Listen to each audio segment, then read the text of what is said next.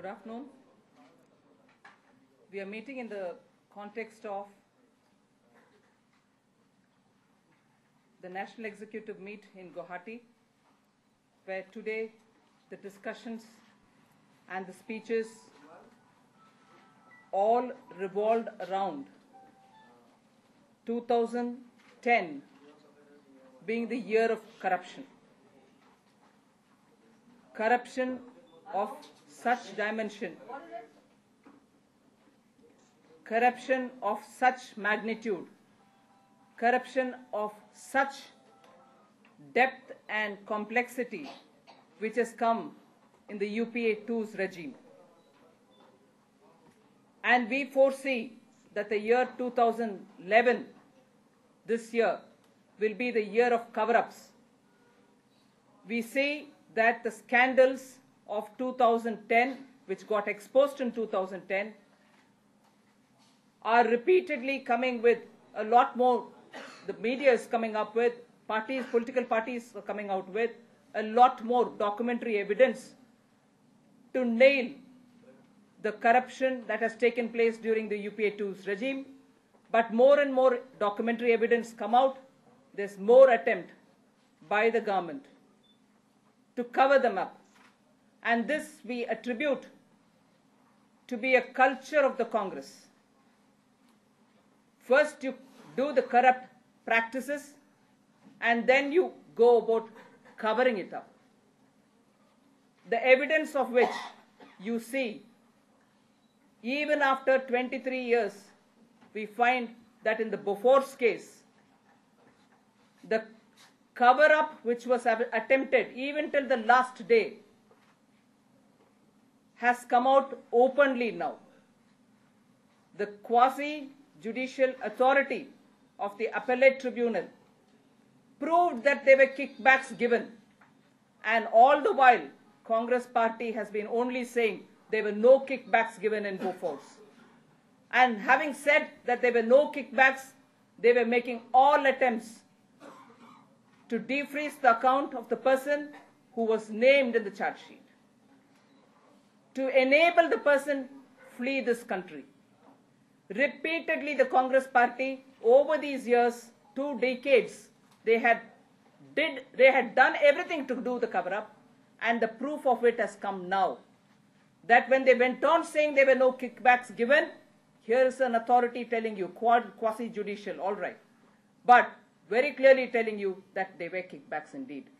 So the cover-up culture, first you do the corruption, then the cover-up is typical to the Congress, and therefore we see, given the experience of Bofors, in 2G, in Commonwealth Games, and in Adarsh, that's exactly what is going to happen in 2011 too. So 2010 concludes as the year of corruption under UPA 2. 2011 will continue as year of cover-ups. We think the way in which this kickbacks being very clearly established by the appellate authority, identifying Mr. Quattrochi, who all of us know had enviable access to the household of the Prime Minister then, takes this whole issue very clearly to the doorstep of Srimati Sonia Ji. Therefore, today there is very clear need for the first family of the Congress to explain where they stand on this. Who was Mr. Quattrochi and what was the link with the household of the then Prime Minister? And if indeed Mr. Quattrochi received the kickbacks, where is all that money? Similarly, in the case of 2G and in the case of Adarsh, and more importantly, in the Commonwealth Games too, you have Mr. Raja and you have Suresh Kalmadi and others saying repeatedly that they had obtained due clearances. Due clearances were obtained even for cost escalation. Due clearances were obtained for giving contracts to people who did not even have the necessary qualification. These kind of things, they have said due clearances were obtained, and the escalated costs being what they are, a joint secretary or a secretary level clearances wouldn't have been sufficient. Certainly, therefore, on 2G, Commonwealth Games, the repeated assertions of those who are now accused take the allegation to the doorstep of the Prime Minister's office. And we think, therefore, he also has, through the office, got to come out clean to tell us what was it. How did these clearances get done? With these said, I think the party's decision is very clear. We will take it up at every possible legal forum to fight out corruption. We will ensure that we will go to the people of this country through various rallies, even at taluka level, highlight all the details of how this whole thing has happened, how the Congress culture is spreading, how it has remained the same for the last 23, 24 years. Nothing in Congress has changed as regards corruption or the cover-up attempts that they do since Bofors till today. And incidentally, of course, the voices were raised by BJP even then during its Ernakulam National Executive Meet. Now we find the situation is completely comparable. Then it was Mr. Clean, the Prime Minister, late Sri Rajiv Gandhi. Now we are talking about the Mr. Clean, today's Prime Minister. Attempts are similar, the kind of cover-up are all comparable. We find, therefore, there is a need for us to go at the public fora, whether it is at the taluk level, district level, we will take it up to the people and tell them what has been happening. And in spite of all the misinformation campaign that the Congress would be doing, we have had participation of the BJP. Even in 2009 in the parliament, discussions were held, and in spite of that, action did not follow from the government.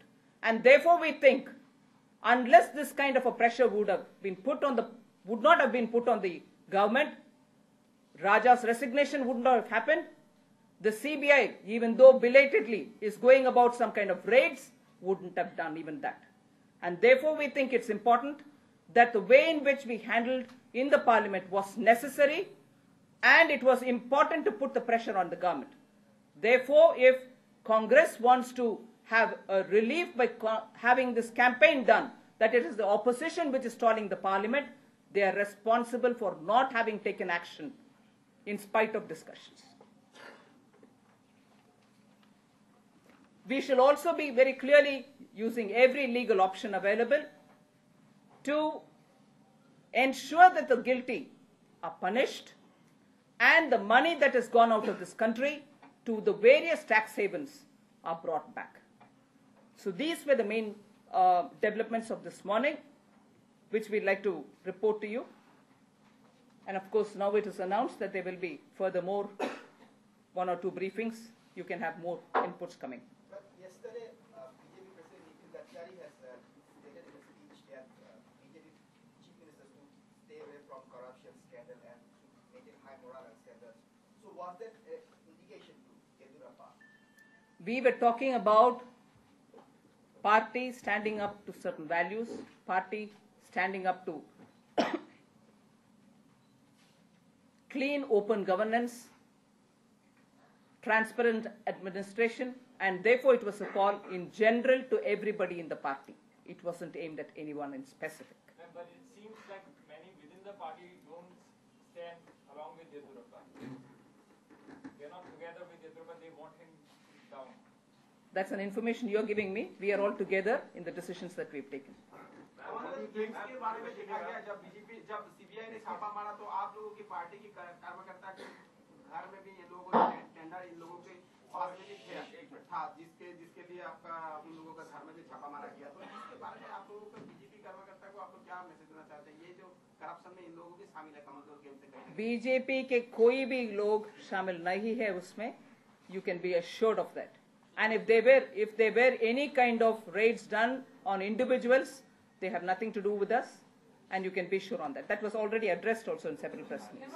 Ma'am एक सवाल है ma'am ये क्या JPC की जो मांग है आपकी 2G स्पेक्ट्रम को लेकर वो आने वाले बजट सेशन में भी जारी रहेगी क्या? JPC के मांग was on the corruption, whether it relates to 2G, whether it relates to Commonwealth Games or others, and we are still very firm on it. Yes, we will be demanding a JPC. There is no change in our position. Budget session के दौरान Will you stall the parliament? We are still firm on that we want a JPC. That is it. No, it's a related question. From what your resolution says, it quite clearly means that you have no plans to work in the budget session also. We have not said that we don't have any plans to work in the budget session. We have said very clearly we want a JPC. Senior Congress leader Digvijay Singh has said that the 1975 emergency should be forgotten as Prime Minister Indira Gandhi has also asked for an apology for that. So what is your reaction? Digvijay Singh says a lot of things. This country's memory, especially a country which has a very strong belief in democratic values, can never forget the atrocity committed during emergency. And let us not have a wish list which can never be executed. Ma'am, this Swami Asimanand's confessions, in Congress, every time you talk about corruption, they talk about saffron terror. So, was that discussed in the executive or will that be discussed now? No, there is no discussion on that at all. Ma'am, but isn't it surprising that, I mean, every time you talk about corruption, the Congress says you're... That isn't surprising at all. Congress's tactics is that when they have not delivered and when they have been found caught in corruption, they'll use all methods to divert the attention of the public, but we will not allow that to be done. Are you trying to say that Asimanand and all these people are innocent actually and they are being framed? We are not talking... Asimanand and Lokesh Chandra, Devendra Gupta and Raja Singh, Indresh, are they being framed? Is that your position? We are saying very clearly that terrorism has no religion. We are saying very clearly whoever is involved in terror are anti-national. Action should be taken as per law against anyone found involved in such activities. That's it.